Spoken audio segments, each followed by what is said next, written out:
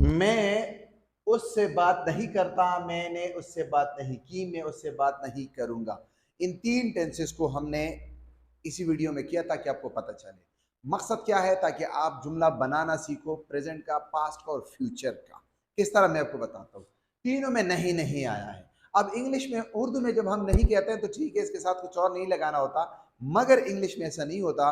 Present और past में हम इसके साथ कुछ और हेल्पिंग वर्ब भी लगाते हैं।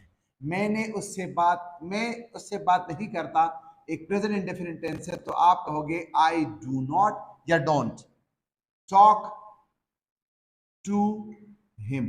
अच्छा, विद हिम आएगा या टू हिम आएगा? टू हिम मेरी तरफ से, विद हिम जब एक्सचेंज हो, दोनों आपस में बात करते हो। So I don't talk with him भी गलत नहीं है, मगर ये एक नेगेटिव है। और नॉट टू आता है क्योंकि ये भी सही है, गलत नहीं है, यानी मेरी तरफ से। अच्छा, इसमें ये करता है आया है, इसी वजह से डोंट आया है। इसमें आया है ये आखिर में की, सो आई डिड नॉट या डिडेंट टॉक टू हिम। मैंने उससे बात नहीं की, पास्ट डिड नॉट आया, यानी डोंट का पास्ट है डिडंट या डिड नॉट, यानी डू का है डिड। Got it? मैं उससे बात नहीं करूंगा, आई विल या शल